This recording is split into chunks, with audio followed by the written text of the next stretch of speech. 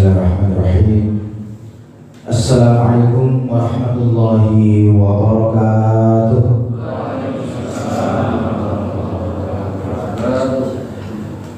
Alhamdulillahi wa kafa, wassalatu wassalamu ala nabiyyina al-mustafa wa ala alihi wa sahbihi wa man sara ala nahjihi wastanna bi sunnatihi wa kafa atharahu ila yaumil qiyamati wa ba'd.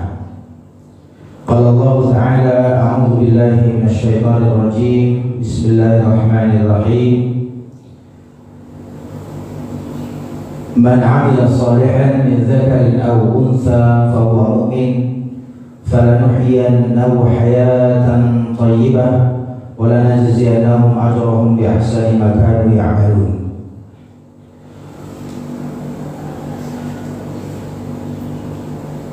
Waqala Rasul sallallahu alaihi wasallam,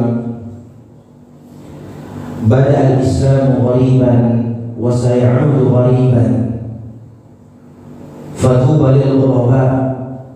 Qalu wa man al-ghuraba ya Rasulullah? Alladhina yuslihuna an-nas 'inda amati an-nas. Atau kama qala Rasul sallallahu alaihi wasallam, Islam itu datangnya asing dan akan kembali di akhir zaman dalam keadaan aneh dan asing. Maka bahagialah orang-orang yang asing dan aneh itu. Para sahabat bertanya, siapa mereka itu ya Rasulullah? Orang yang asing dan aneh itu adalah mereka yang menghidupkan sunnahku dikala manusia sudah jauh daripada sunnah-sunnah Rasul kita Muhammad sallallahu alaihi wasallam. Dalam riwayat Ahmad disebutkan adalah orang-orang yang soleh di tengah-tengah kaum yang bermaksiat kepada Allah Subhanahu wa taala. Sallallahu alaihi wa sallam ala Rasulina al-karim wa nahnu ala dzalika minasy syahidin wasyakirin walhamdulillahi rabbil alamin. Puji dan syukur kita panjatkan kepada Allah Subhanahu wa taala. Salawat beriring salam tidak lupa kita sanjung agungkan untuk kedua kita Nabi Muhammad sallallahu alaihi wasallam. Apa kabar semuanya? Sehat? Masih puasa? Alhamdulillah. Kurang lebih berapa tahun ya? 4 tahun ya? Enggak ketemu. 2018. Iya, 2018 baru Ramadan ini kita dipertemukan kembali. Mudah-mudahan kita dikumpulkan juga nanti di surga Allah Subhanahu wa taala. Ma'asyiral muslimin rahimakumullah, terima kasih atas undangannya dan doanya. Alhamdulillah dari 2018 sampai 2021 saya di Jakarta dan selesai tepat 3 tahun untuk menyelesaikan studi di perguruan tinggi ilmu Al-Quran, jurusan tafsir dan ilmu Al-Quran. Keseharian tentu di Darul Fatah, Jalan Kopi, depan museum. Masuk. Ma'asyiral muslimin rahimakumullah, kajian kita pada pagi hari ini akan membahas tentang konsep darurat dalam tinjauan Al-Quranul Karim. Ma'asyiral muslimin rahimakumullah, kalau kita memahami Al-Quranul Karim, itu ada 2 ayat. Satu yang berkaitan dengan qat'iyatus thubut wa qat'iyatut tilalah. Yang kedua ada dhanniyatus thubut wa dhanniyatut tilalah.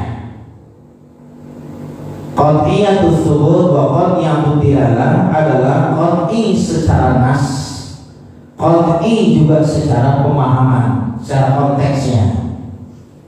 Dalam hal ini adalah beberapa hal yang berkaitan dengan akidah, berkaitan dengan persoalan hukum syariah. Yang halal dan haram itu sudah jelas secara qat'i Allah tetapkan, tinggal kita melaksanakan.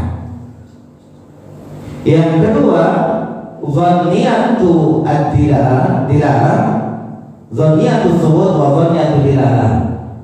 Ayatnya masih umum, perlu penjabaran, perlu dipahami secara detail, dan inilah ranahnya untuk diijtihadkan dalam persoalan-persoalan furu'. Maka lahirlah kemudian 4 mazhab. Ada mazhab Hanafi, mazhab Maliki, Syafi'i, dan Hambali. Dalilnya satu dari Al-Quran, ya, dalilnya satu dari kalam Rasul SAW. Tapi kenapa pemahamannya berbeda? Karena Al-Quranul Karim itu masih perlu penjabaran yang berkaitan dengan persoalan-persoalan muamalah khususnya. Nah, ketika tidak memahami dua konteks itu, mana ayat yang qat'i dan mana ayat yang boleh dijabarkan, ditafsirkan, maka akan terjadi yang namanya adalah pemahaman bebas. Kalau bahasa Jawanya tafsir kiroto, kiro-kiro nyoto. Ya, jadi semua dilakukan. Maka darurat ini menjadi penting bagi kita. Salah satu kajiannya adalah, dan ini adalah ayat-ayat yang berkaitan dengan sesuatu yang masih diperdebatkan oleh para ulama, dan apalagi dalam hal aplikasi ataupun dalam hal pemanaan dalam konteks sosial kemasyarakatan. Karena Islam itu mempunyai hak asasi, ada 5. Pertama, harus menjaga agama, namanya daruriyatul khams. Apapun persoalan agama yang bisa merusak nilai tata agama, maka harus di-cut. Maka hukumnya tidak boleh kita murtad. Kenapa murtad itu memerintah minkum an-dinihi fayamut wa huwa kafir? Siapa yang murtad, menolak ajaran Allah Subhanahu wa taala karena persoalan agama yang sudah qat'i, maka itu adalah dicap oleh Allah adalah orang yang keluar dari Islam. Yang kedua adalah menjaga jiwa. Maka dilarang untuk membunuh, baik membunuh secara fisik maupun membunuh secara karakter. Wal fitnatu asyaddu minal qatl. Ya, kemudian ada daruriyatul khams yang ketiga adalah menjaga harta. Maka dilarang untuk mencuri. Wasariqu wasariqatu faqta'u aydihuma jazaa'an min Allah. Siapapun yang melakukan pencurian termasuk dosa besar, dan dia wajib dilakukan namanya qisas. Kemudian menjaga keturunan, maka dilarang untuk berzina. Az-zaniyatu waz-zani fajridu kulla wahidin minhuma yatajarrad. Wanita atau laki-laki yang berzina maka wajib untuk dijilid 100 kali. Karena itu adalah persoalan yang tidak boleh dipakai main-main dalam persoalan hal ini. Maka kelima hal itu, ini yang disebut dengan daruratul khams, sesuatu yang sangat penting dan urgen untuk kita pahami bersama. Oleh karena ma'asyiral muslimin rahimakumullah,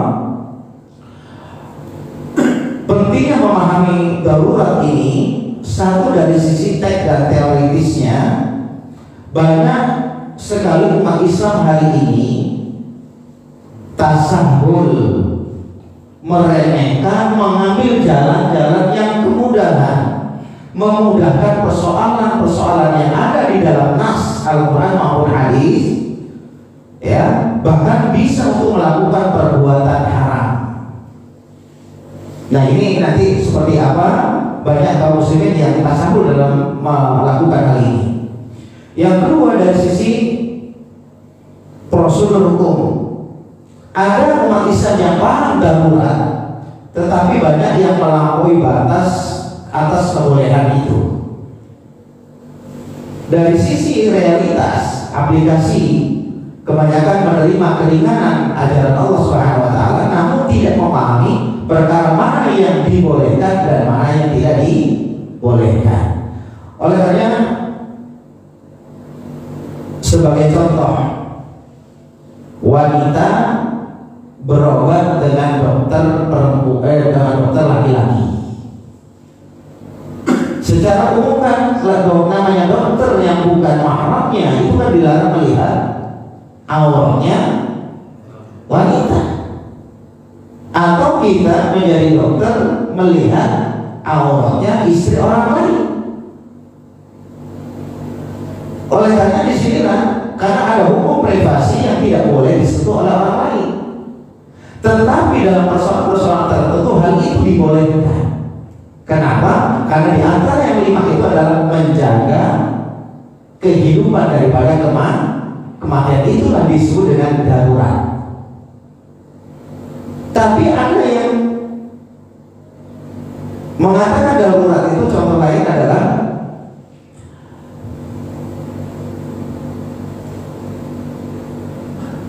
jalan ke tempat maksiat, ya, ke tempat maksiat. Setelah itu dia mendapat keuntungan dari situ, kemudian disedekahkanlah sebagiannya ke masjid Baitul Ulum. Katanya darurat untuk hilangkan balak tadi. Atau orang yang mengambil harta orang lain separuhnya diberikan kepada anak yatim. Ya, apakah itu juga termasuk sebuah darurat yang ada? Nah, oleh karena perlu dipahami ma'asyiral muslimin rahimakumullah, bahwa darurat, pengertian darurat itu adalah dari kata dharra, ia duru dharran wa daruratan, yang berarti adalah merusak atau memberikan mudarat. Keadaan yang sangat merusak atau memaksa kebutuhan yang aman mendesak apabila tidak terpenuhi. Kalau tidak melakukan itu, maka dia akan kehilangan jiwa dan raganya. Itu disebut dengan darurat. Ya, itu disebut dengan darurat. Maka Imam Abu Bakar Al-Qassas, seorang ulama dari Maliki, punya kitab namanya Tafsir Ahkamul Quran. Darurat adalah ketakutan seseorang pada bahaya yang mengancam nyawa karena tidak mengkonsumsi makanan itu. Contohnya, tidak ada lagi obat yang diperjualbelikan yang secara halal di apotek, tetapi ada satu obat yang itu berkaitan dengan sesuatu yang diharapkan oleh Allah. Contohnya minum darah ular, contohnya, atau kaong. Itu kan sesuatu binatang yang dilarang untuk dikonsumsi awalnya. Kenapa? Sesuatu yang satu menjijikan, yang kedua memang di dalam nasnya demikian. Tetapi demi menyelamatkan jiwa dan raganya dari sebuah kepunahan, maka berlakulah hukum darurat itu. Faman iturra ghaira baghin fala ali fala itsma alaih. Kalau kamu melakukan itu, maka tidak ada dosa baginya.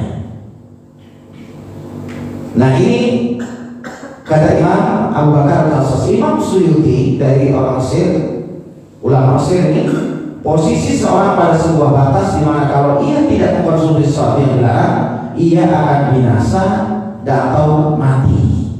Jadi ukuran darurat itu, kalau tidak melakukan maka dia akan kehilangan nyawanya. Itu disebut dengan darurat. Tetapi kebanyakan orang hari ini, ya, pas kondangan, kemudian jam 12 kan pengantinnya disandingkan antara laki-laki dan perempuannya.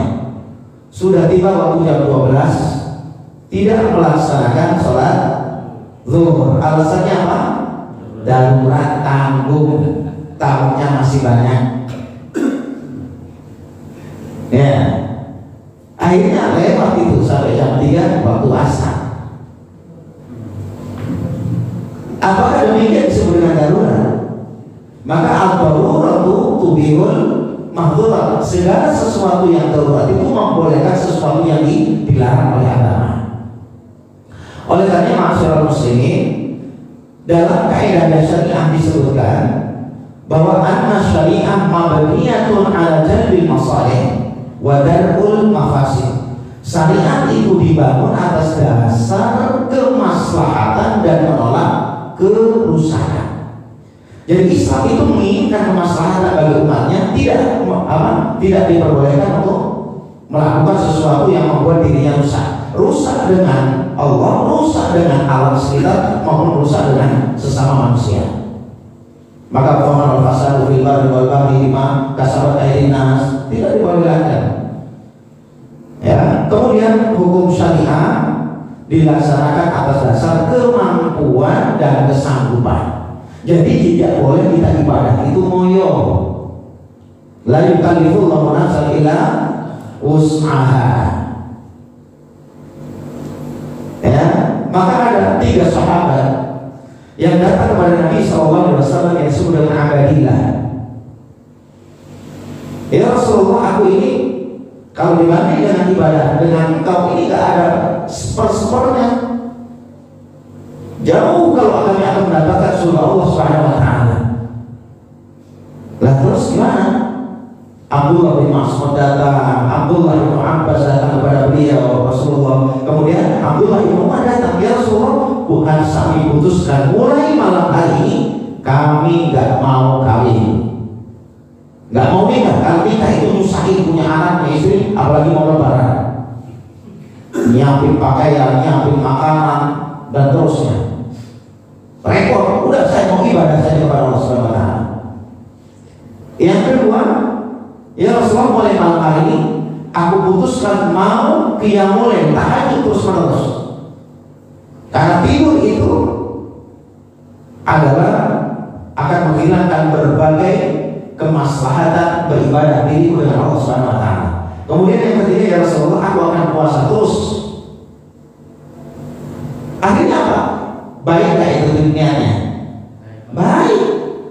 Nggak mau nikah, punya ibadah terus, mau yang lain terus, mau puasa terus, baik. Tetapi karena itu adalah ngoyo istilahnya, tidak dicontohkan oleh Nabi SAW. Nabi berkata, wahai fulan, aku ini manusia dan aku adalah seorang Rasul. Aku nikah, punya anak, aku tidur juga, aku bangun malam, aku puasa dan aku juga berbuka. Siapa yang lebih taat dan lebih takut kepada Allah Subhanahu wa taala? Jadi niat itu harus dibarengi dengan amalia, dengan perbuatan yang disuruh atau dicontohkan oleh Nabi Shallallahu Alaihi Wasallam.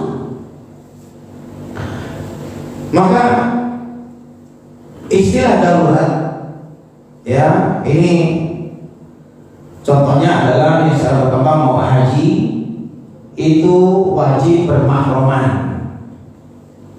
Ya, kemudian kalau bepergian jauh wanita harus dengan mahramnya. Apakah demikian? Kemudian dari makna yang ada itu perlu kita pahami secara detail supaya tidak kehilangan originalitas ataupun historitas sejarah berkaitan dengan persoalan darurat ini. Maka Nabi SAW bersabda, sesungguhnya kami berada di satu negeri yang penduduknya kelaparan. Apakah bangkai menjadi halal bagi kami ya Rasulullah? Beliau bersabda, jika kalian tidak dapat memasak, tidak dapat minum di siang hari dan menemui sayuran apapun, maka makanlah bangkai tersebut. Jadi mengkonsumsi bangkai yang diharapkan oleh Allah SWT yang tidak disembelih, maka itu diperbolehkan dalam keadaan darurat. Karena apa? Dalam rangka untuk memelihara kehidupan kita. Maka ada seorang ulama besar di Mekah waktu itu namanya Abdullah Mubarak. Abdullah ibn Mubarak ini bermimpi bertemu dengan Rasul Sallallahu Alaihi Wasallam. Dalam mimpinya dipertemukanlah bahwa Nabi mengatakan dari 40.000 jamaah haji yang mabrur itu cuma 1 orang. Disebutkan oleh Nabi itu adalah Abdullah Muafiq.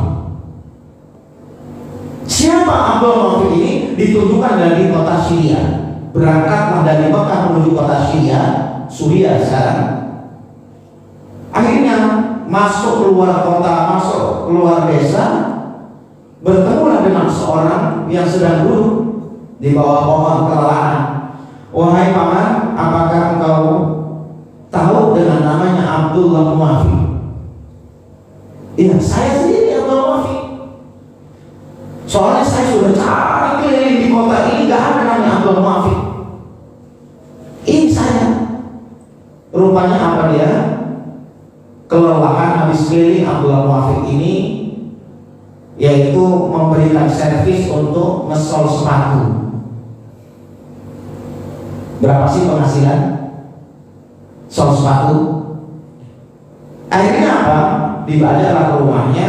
Rumahnya sangat sederhana sekali. Abdullah Mubarak yang kemudian berkomunikasi panjang ngobrol. Dikabarkanlah bahwa engkau adalah termasuk orang yang telah mabrur ibadah haji.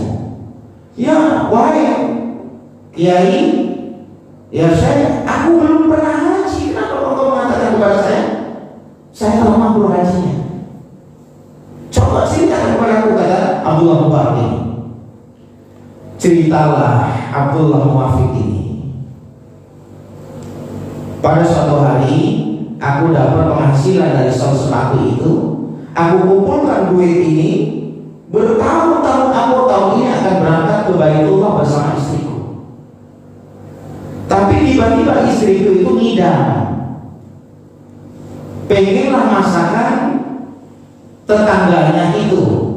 Maka datanglah Abdullah Mubarak ini, Abdul Muafiq ini ke tetangganya yang minta sekarang daging yang sedang dimasak dan harum semerbak yang sampai ke rumahnya. Akhirnya apa? Diketok pintunya, wahai ibu, bisakah kau membagi kami sekarang daging yang kau masak? Enggak boleh, haram ini bagimu. Loh, kenapa? Kata si ibu itu, tadi pagi saya berangkat ke pasar, saya nggak punya uang. Suamiku sudah berbulan-bulan stroke, nggak bisa kerja. Anakku sudah 3 hari nggak makan, nangis, begitu menyedihkan. Akhirnya ketemulah dengan bangkai yang ada di pinggir jalan, keledai baru mati. Diirislah daging keledai itu, kemudian dimasaklah, ini mempersembahkan yang terbaiknya untuk suami dan anak-anaknya. Akhirnya meneteskan air mata yang Abdullah Muafiq ini pulang ke rumah. Uang yang untuk dipersiapkan haji pada tahun itu diberikan semuanya dengan izin istrinya kepada si ibu ini. Dari situlah hajinya nggak berangkat, demi untuk mempertahankan kondisi ibu tadi, membantu sebab dalam kehidupannya. Maka itu terdengar oleh Rasulullah SAW. Beliau mengatakan, engkau telah mabrur sebelum engkau berangkat ke Baitullah. Itu gara-gara mengkonsumsi sesuatu yang diharapkan oleh Allah Subhanahu Wa Taala, maka keterpaksaan itu demi itu menjaga kelangsungan hidup, maka punya diperbolehkan. Oleh karena ma'asyiral muslimin rahimakumullah, dalil di dalam Al-Quran berkaitan dengan darurat ini. Innama harrama 'alaikumul maitata wad-dama wa lahmal khinzir wa ma uhilla li ghairillahi faman ittara ghaira baghin wa la 'adin fala itsma 'alaihi innallaha ghafurur rahim. Sesungguhnya telah diharamkan bagimu yaitu bangkai.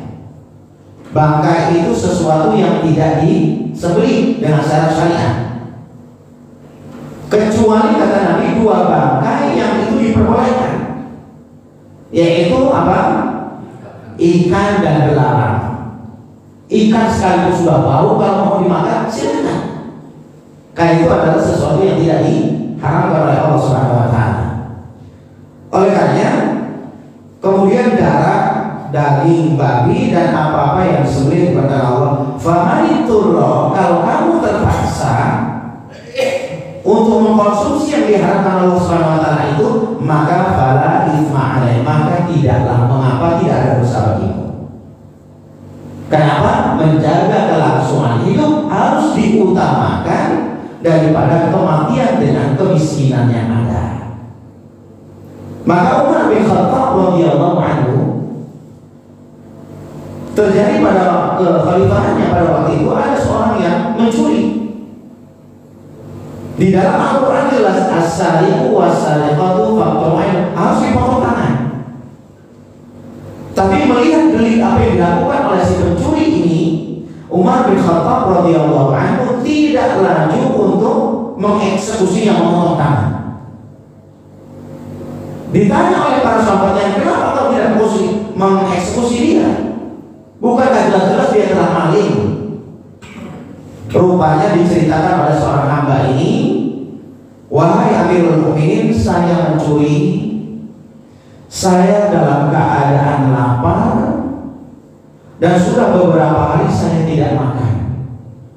Kalau saya tidak mengambil barang itu untuk dikonsumsi, maka mungkin saya sudah meninggal dunia. Maka alasan itulah yang masuk akal oleh Umar bin Khattab, maka tidaklah dieksekusi oleh Umar. Sekalipun hukumnya adalah sesuatu yang qat'i di dalam Al-Qur'anul Karim. Maka kalimat darurat di dalam Al-Quran, Allah Subhanahu wa Ta'ala banyak menyebutkan, yaitu khususnya berkaitan persoalan-persoalan yang diharapkan oleh Allah Subhanahu wa Ta'ala, tetapi dibolehkan kemudian oleh Islam ini karena dalam keadaan terpaksa. Kemudian saya contohkan lagi, ada namanya Amr bin As, namanya Yasir, Ammar bin Yasir. Kedua ibunya kenapa? Dibunuh hidup-hidup oleh Abu Jahal dan Abu Lahab. Yasir itu ditarik oleh dua kuda ke arah timur dan barat karena dia mengakui Islam, syahadat kepada Allah dan Rasulnya. Akhirnya terbelahlah, terbesetlah satu badan itu menjadi dua. Kemudian yang kedua, ibunya Sumayyah itu apa? Ditombak farjinya oleh Abu Jahal sampai tembus ke belakang, meninggal dunia di depan matanya seorang anak namanya Ammar bin Yasir. Ammar bin Yasir. Akhirnya apa? Wahai Ammar, kalau kamu masih mengakui agama Muhammad, yaitu Islam, maka kondisi kamu persis akan terjadi seperti apa yang dilakukan pada ayah dan ibumu. Akhirnya apa? Dengan terpaksa Ammar bin Yasir menyatakan bahwa saya kembali kepada agamamu dan saya tidak mempercayai agama Muhammad lagi. Akhirnya bebaslah dia, tidak dihukum. Akhirnya datang kepada Rasulullah SAW. Dikabari oleh Rasulullah, Abu begini, kata Nabi, wa qalbuhu mutmainnun bil iman, selagi hatimu itu tetap yakini adanya Allah dan aku sebagai seorang Rasul, kalau mulut itu terpaksa mengatakan itu tidak ada dosa bagimu. Artinya apa? Dalam keadaan diintimidasi kita boleh berbohong, tapi hati kita tetap dalam keimanan kepada Allah Subhanahu wa Ta'ala. Nah, ini terjadi di zaman Rasulullah SAW, yaitu Ammar bin Yasir. Maka darurat itu adalah emergensi hukum kedua untuk melakukan sesuatu yang haram, dan itu diperbolehkan dalam rangka untuk hifdzun nafsi, menjaga jiwa dari kepunahan, dari kematian. Bisa dipahami ya? Alhamdulillah. Ada pertanyaan? Ya, silakan. Adakah perbedaan hukum antara ikan air tawar sama ikan air laut? Ada nggak perbedaan antara ikan air laut dengan ikan air tawar? Makanya Rasulullah SAW menyebutkan bahwa at-tahuru ma'u al-hillu maitaduhu,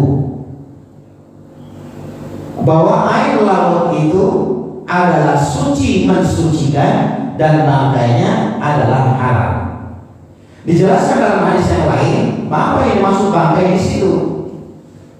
Disebutkan yaitu bangkai ikan dan belalang, ataupun ada di, kalau yang di darat adalah ikan darat, ya, ada ikan di laut. Tetapi Rasulullah SAW menyebutkan di situ as-samaku wal jaradu.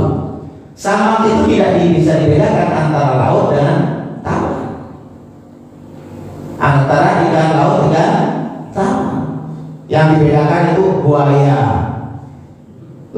dengan buaya darat. Baru ada perbedaan. Jadi selama itu berbentuk ikan, maka hukumnya boleh. Tetapi ada namanya ikan tawar jalalah yang berumis, kan lele. Itu ketika kita mancing itu mengkonsumsi bangkai, ya, kotoran. Itu ketika kita mancing jangan langsung kita masak. Kenapa? Endapkan dulu dalam air supaya kotorannya itu keluar. Kalau memang dia diberikan makanan dari sesuatu yang bangkai, anjing mati dilempar, kan dimakan juga. Apalagi simbiosis mutualisme, dibikin jamban, kemudian ada ikannya dimancing, kemudian kita masak goreng untuk buka puasa. Nah, ini dalam hal ini diindahkan dulu supaya hilang kotoran yang tadi. Tapi hukumnya gimana? Secara umum tidak najis karena disebut dengan samak, ikan. Maka Rasul Shallallahu Alaihi Wasallam la darara wala dirar, tidak boleh mendatangkan bahaya untuk dirinya sendiri maupun untuk orang lain. Maka ulama-ulama telah membuat satu kaidah. Idza dhaqal amru ittasa, apabila sesuatu disempit hukumnya menjadi luas. Darul mafasid muqaddamun ala jalbil masalih, menolak kemafsadatan, kerusakan harus diutamakan daripada mendatangkan kemaslahatan. Ya, mendatangkan kemaslahatan apapun bentuknya yang menyebabkan dia rusak, maka itu harus ditolak, ya, daripada untuk kemaslahatan yang ada. Banyak dalam hal ini.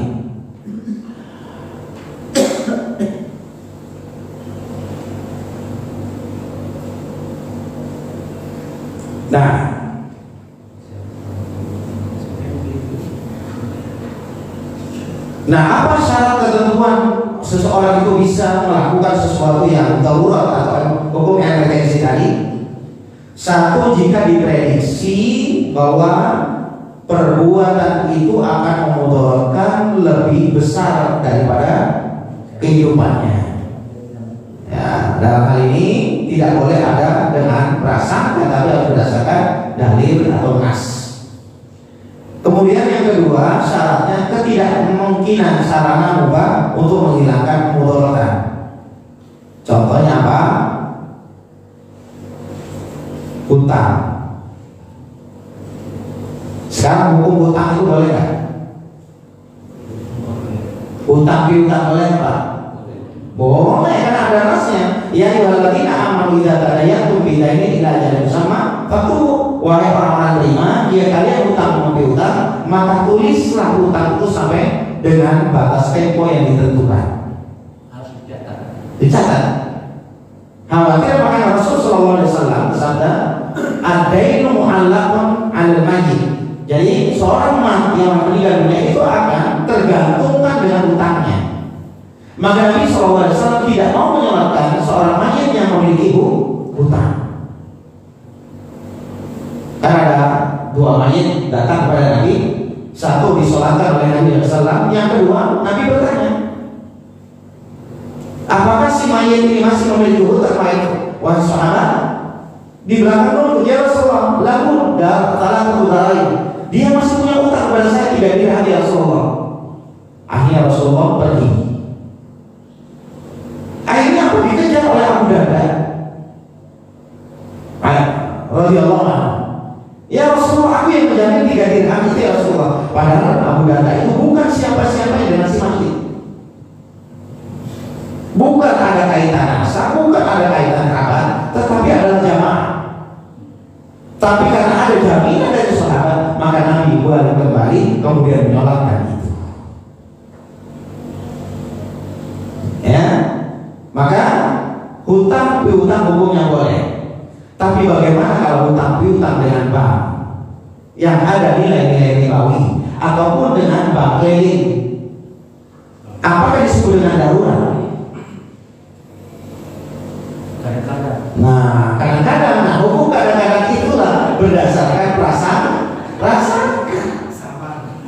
Maksudnya Pak,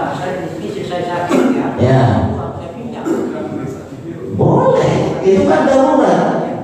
Karena hukumnya darurat. Kalau enggak kita obati, dia akan maaf, mungkin takdirnya lebih cepat. Maka dalam hal ini diperbolehkan, sekalipun itu adalah sesuatu yang dilarang dalam batas-batas tertentu. Bagaimana kalau naik haji kita menyembuh uang? Nah, hal itu ada dana talangan haji. Sebagaimana fatwa dari DSN Dewan Syariah Nasional yang dilakukan oleh Majelis Ulama Indonesia, hukumnya haram, dilarang.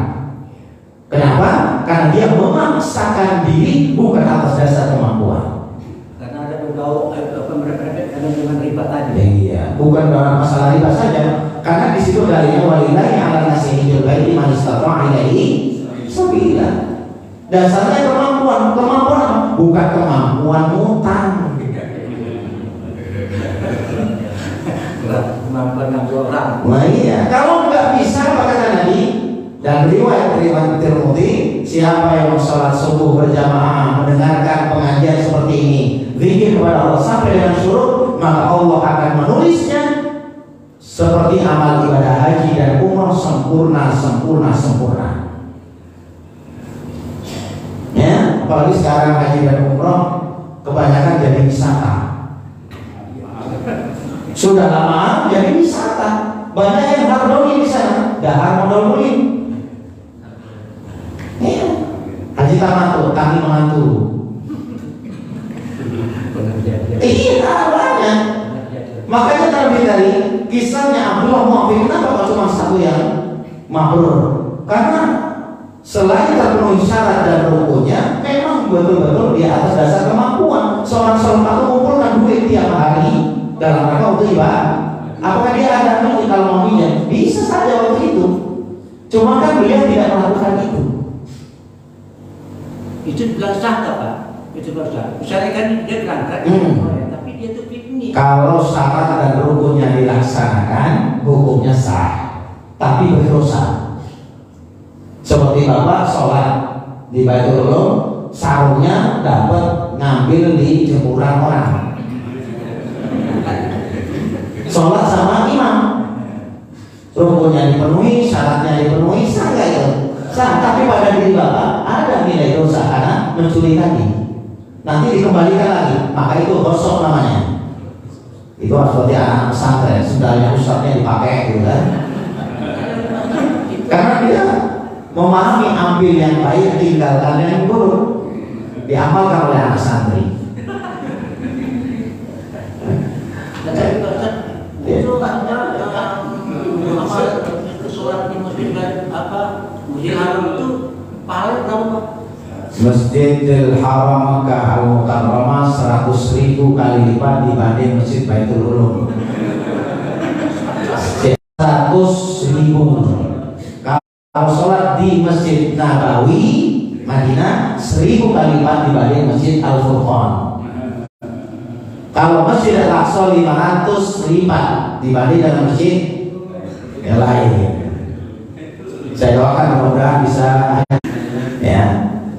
Jadi hutang itu hukumnya boleh. Yang menghutangi itu adalah bagian dari orang-orang yang didoakan oleh Nabi Sallallahu Alaihi Wasallam. Tapi jangan sering-sering hutang. Karena yang tadinya berkawan jadi musuh. Kenapa? Karena tarsok. Maka sudah jatuh tempo ya besok dan seterusnya. Akhirnya apa? Jadilah musuh.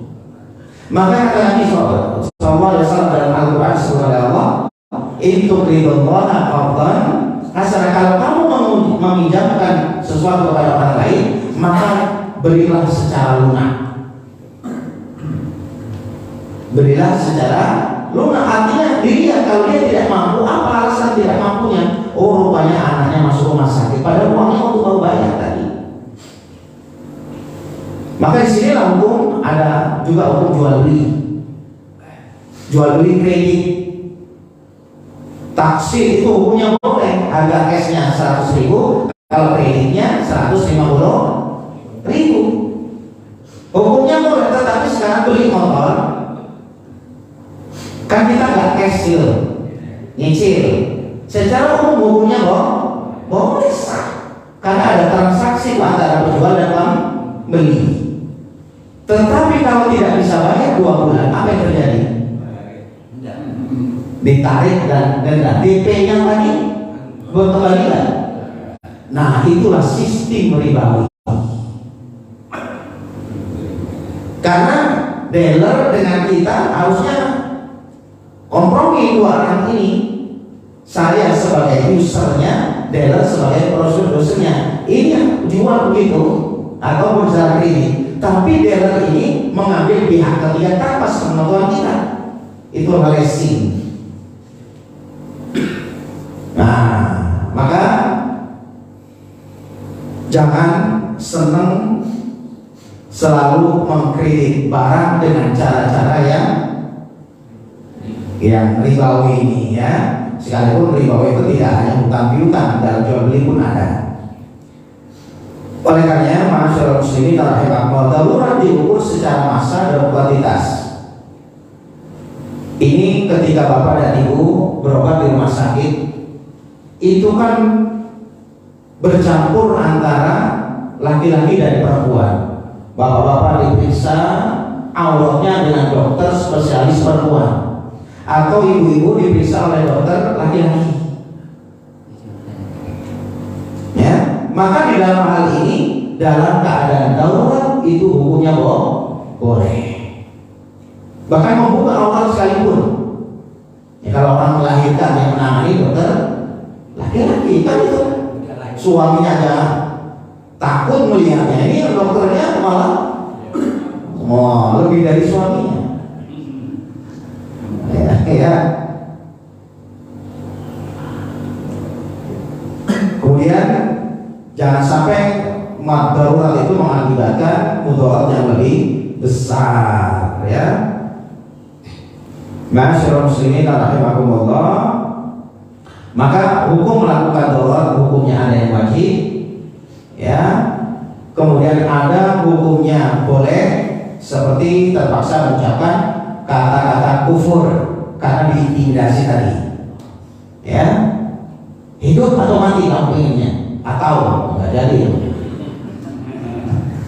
ya, kan itu adalah antara hidup dan mati, amal binasir itu. Maka dia pilih mengucapkan kata-kata kafir, ingkar kepada Muhammad, tapi hatinya tetap dalam iman, itu boleh. Kemudian bolehnya tersebut karena menghapus dosa, tidak membolehkan semua larangan, tetapi ada larangan yang sama sekali tidak diperkenakan. Ada juga darurat hukumnya haram, seperti apa? Membunuh muslim atau memotong anggota tubuh tanpa kebenaran ya. Mencuri tanpa ada alasan syar'i tadi karena kelaparan. Maka ada namanya Abu Dujana. Ini yang membuat Rasulullah SAW sedih dan kemudian meneteskan air mata. Karena setiap sholat beliau langsung pulang, nggak pikir.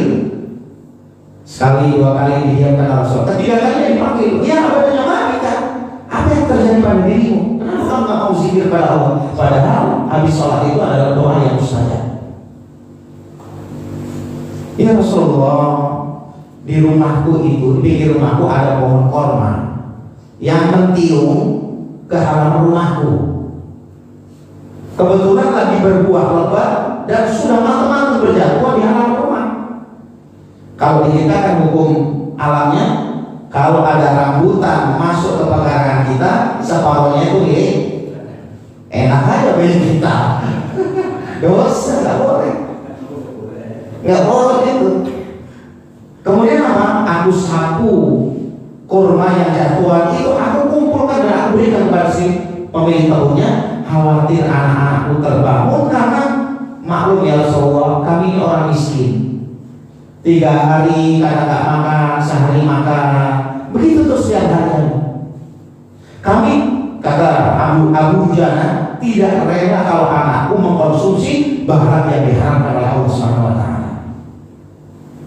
Oh begitu ya Abu Dujana. Iya Rasulullah. Akhirnya didoakan oleh Nabi SAW. Beliau termasuk ahli surga karena dengan kemiskinannya dan kekatannya. Apalagi jamaah sekalian, mudah-mudahan semuanya menjadi ahli surga Allah Subhanahu wa taala. Jadi darurat ada hukumnya haram, membunuh muslim tanpa dibenarkan, karena namanya membunuh apapun secara fisik yang dibolehkan hanya jihad fisabilillah, melawan orang kafir, dan itu pun orang kafir yang memerangi kita. Kalau di Indonesia negara aman kayak kita perang, ya maka hukumnya haram. Nah, oleh karena contoh lain adalah dalam fikih kontemporer berobat dengan barang yang najis atau haram. Gimana? Apa hukumnya darurat? Kalau tidak ada obat lain kecuali mengkonsumsi barang yang najis, contoh cacing. Obat apa itu? Tifus atau bengek. Ya, kalau cacing secara hidup dimakan begini, nggak boleh, karena sesuatu yang najis, sesuatu yang menjijikan itu najis. Sesuatu yang najis itu menjijikan, tapi tidak semua yang menjijikan itu najis. Nah, oleh karena dalam hal ini ya ibadah Allah tadawu wala tadawu biharam. Wahai hamba Allah, berobatlah kalian, jangan berobat dengan sesuatu yang diharamkan oleh Allah Subhanahu wa taala.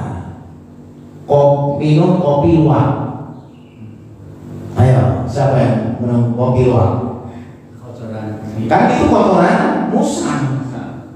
Lah kalau langsung dimakan kopinya itu tanpa difermentasi, diolah, maka itu hukumnya najis karena menjijikan. Kan semua kotoran. Kenapa kok diperbolehkan? Karena ada urutan-urutannya, kemudian bisa menjadi halal.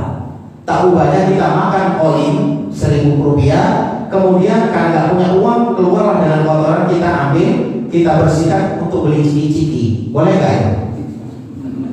Boleh. Kan nggak berubah. Berobat dengan khamar atau barang yang haram yang dicampur dengan barang yang mubah, para ulama ikhtilaf. Maka seperti Bapak minum obat batuk formula 44, ada alkoholnya nggak? Ada. An-nakhl dalam bahasa Arabnya. Kan itu ada barang yang halal, ada barang yang diharam, alkohol. Maka ulama membuat definisi alkohol yang seberapa persen yang diharamkan itu. Karena tidak semua alkohol itu diharam. Lah kape ada alkoholnya nggak? Ada. Air lira yang dibuat dari pohon aren untuk gula itu kan halal awalnya, kemudian dijadikan tua, maka bisa menjadi haram. Namanya istilah dijadikan produktivitas menjadi hal yang kedua yang diharamkan oleh Allah Subhanahu wa taala. Tetapi ulama berbeda pendapat terkait dengan ini. Selagi itu dimasukkan dalam mulut, maka berhati-hati yang ada alkoholnya itu. Maka pakai minyak wangi yang ada alkoholnya, kalau tidak masuk mulut, maka hukumnya boleh. Berobat dengan khamar dan barang-barang haram lainnya dalam keadaan terpaksa, ulama Hanafiyah itu membolehkan. Menikah karena dipaksa, ya, dipaksa. Contohnya karena si laki-laki ini menzinahi perempuan, akhirnya kamu harus nikahi si fulan itu, terpaksa dia lakukan. Bagaimana hukumnya? Ulama berbeda pendapat. Karena secara teks dari Rasul ada namanya qauliyah dan ma'is. Di zaman Nabi SAW, tahir fa ini zania, sucikan jiwa gue. Rasulullah telah berzina, sahabat masih ada berzina. Benar ya Rasulullah, ditunjukkan perutnya sudah 6 bulan. Siapa yang melakukan itu? Ma'is. Kata Nabi, tunggu anakmu lahir baru nanti kamu menghadapku untuk disucikan. Setelah lahir, qauliyah yang didatang pada Nabi SAW. Tahir fa ini zania Rasulullah, akhirnya buatlah lubang, dirajam, dilempari batu, si lakinya dijilid 100 kali, dua-duanya meninggal dunia. Tidak ada cerita Nabi SAW menikahkan antara si penzina laki-laki dengan si penzina perempuan. Tapi hukum hari ini melakukan itu karena memang ada pendapat yang membolehkan, tapi itu pendapat dari para ulama. Ya, silakan saja Pak, olahannya dalam hal ini secara umum adalah sesuatu yang dipaksa itu akan mengakibatkan kefatalan. Oleh karenanya ma'asyiral muslimin rahimakumullah, maka dalam hal ini untuk mengukur anak itu adalah anak hasil perkawinan yang sah atau tidak sah, di dalam Al-Quranul Karim Allah menyebutkan wa fisalu salafuna syahra, dari hamil sampai dengan memisahkan anaknya, menyapih itu 30 bulan. 30 bulan itu 12 sama 6. Kan 2 bulan itu adalah masa sapih anak yang paling ideal, baru keluar adiknya lagi. Ini kan apa? Tunji setahun hiji Ramadan terus gak pernah puasa karena lain terus. Nah, akhirnya kan 6 bulan 12 kan 24 tambah 6 30. Nah, 6 inilah menjadi dasar para ulama. Kalau dari pernikahannya itu 6 bulan lahir itu anak atau bayi prematur dan dia punya anak kandungnya. Tapi kalau nikahnya kurang dari 6 bulan ini anaknya sudah lahir, nikah bulan Januari, bulan April keluar, berarti ada deposit.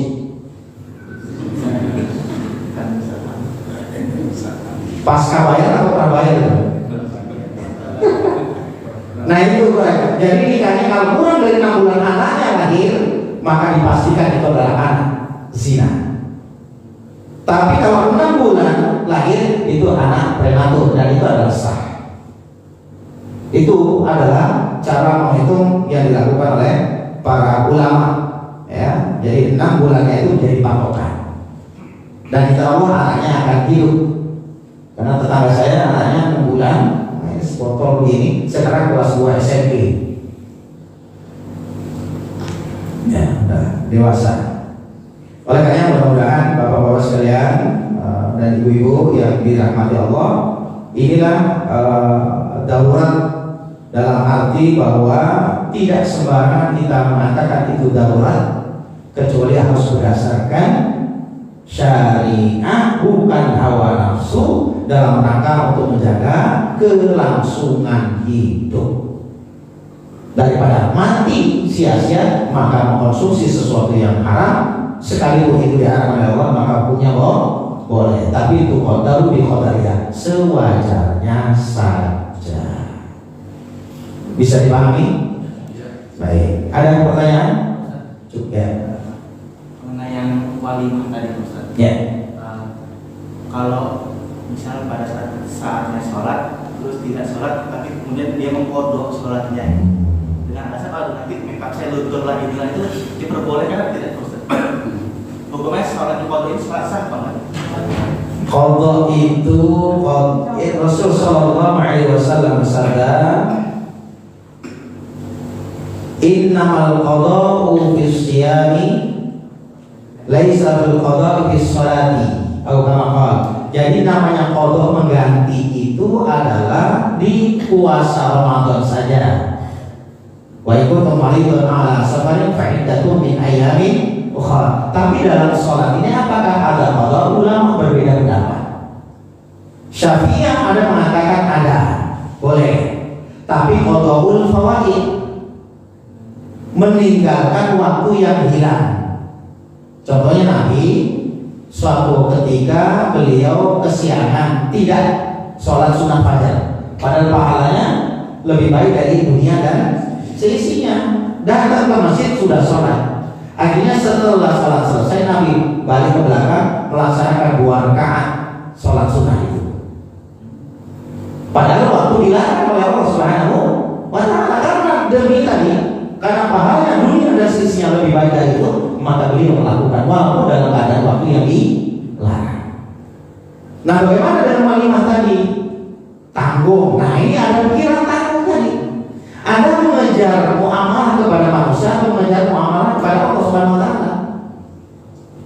Maka kalau memang tidak tepat waktu jam 12 dia bisa melaksanakan sholat, tapi jangan sampai dia tidak sholat sampai batas waktu terakhirnya.